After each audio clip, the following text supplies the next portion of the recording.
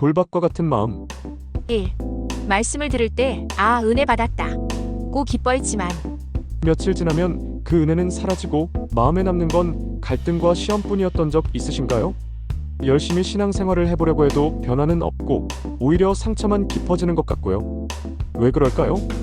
그 이유는 바로 우리의 마음 상태 때문입니다. 예수님은 마가복음 4장에서 씨 뿌리는 비유를 통해 하나님의 말씀이 열매 맺지 못하는 이유를 알려주셨어요. 2. 말씀을 들어도 변화가 일어나지 않는 마음은 어떤 마음일까요? 오늘은 그 중에서도 돌밭과 같은 마음에 대해 함께 살펴보려고 합니다. 예수님은 돌밭에 뿌려진 씨앗에 대해 이렇게 설명하셨습니다. 말씀을 들을 때 즉시 기쁨으로 받으나 그 속에 뿌리가 없어 잠깐 견디다가 말씀으로 인하여 환난이나 박해가 일어나는 때에는 곧 넘어지는 잠.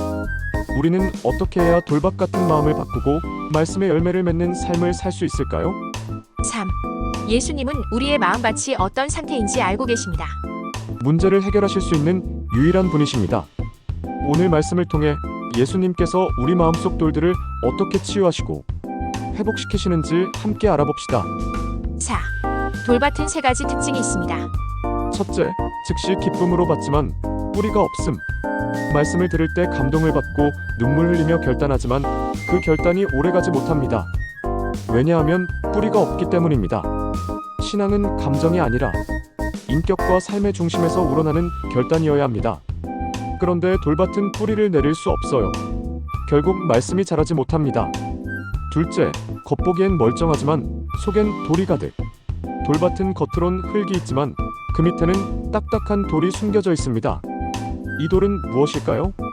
바로 치유되지 않은 상처, 자존심, 분노, 미움, 자기연민입니다.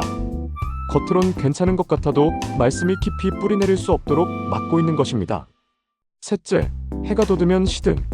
신앙의 진짜 실력은 고난 앞에서 드러납니다.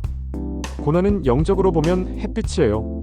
그 햇빛은 열매를 맺게 하는 힘이기도 한데 돌밭은 뿌리가 없기 때문에 결국 시들어버립니다. 그래서 말씀으로 인해 어려움이 올 때 곧 무너지는 신앙이 되고 마는 것입니다. 5. 어떻게 돌밭을 해결할 수 있는가? 1. 예수님의 사랑을 받아들이세요. 우리 마음속의 돌은 내 힘으로는 뽑을 수 없습니다. 상처는 더 감추거나 애써 잊는다고 없어지지 않아요. 오직 예수님의 십자가 사랑만이 그 상처를 녹일 수 있습니다. 사랑 안에 두려움이 없고 온전한 사랑이 두려움을 내쫓나니. 예수님은 우리의 상처와 죄, 수치까지 다 아시면서도 우리를 먼저 사랑하시고 십자가를 지셨습니다. 그 사랑을 믿고 내 마음의 돌들을 예수님께 맡기십시오. 그럴 때 진정한 치유가 시작됩니다. 이 하나님의 주권을 인정하세요. 내 인생의 상처를 허락하신 것도 그것을 회복시키시는 것도 하나님이십니다. 요셉은 형들에게 버림받았지만 하나님의 주권을 믿었기에 그들을 용서할 수 있었습니다. 당신들이 나를 이리로 보낸 것이 아니요 하나님이시라. 우리의 과거도 상처도 하나님이 선하게 바꾸실 수 있습니다. 내가 아니라 하나님께 인생의 주도권을 맡기십시오. 3. 용서함으로 자유를 누리세요. 용서하지 않으면 쓴 뿌리가 자라고 그 뿌리는 우리 삶 전체를 병들게 합니다.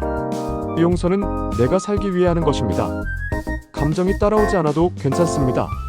믿음으로 나는 용서했습니다라고 하나님 앞에 선포하십시오. 그때 성령님이 감정을 치유하시고 자유를 주십니다. 6. 실패의 두려움을 넘어서야 합니다. 혹시 이런 생각이 드시나요? 나는 너무 연약해서 안 될 거야. 나는 상처가 많아서 말씀대로 살 수 없어.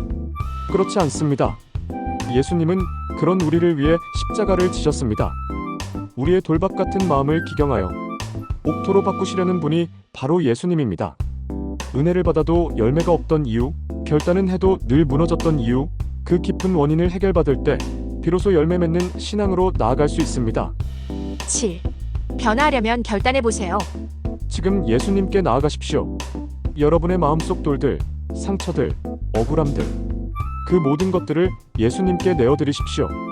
예수님은 여러분을 거절하지 않으십니다.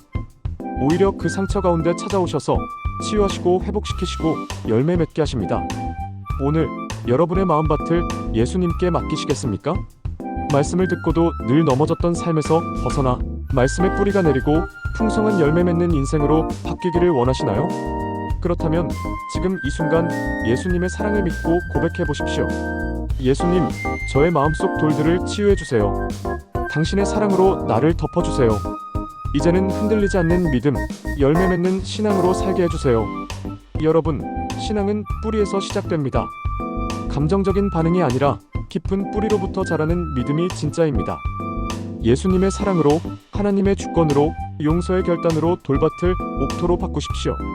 그때 여러분 삶은 반드시 열매 맺는 신앙이 될 것입니다. 예수의 제자 채널이었습니다. 감사합니다.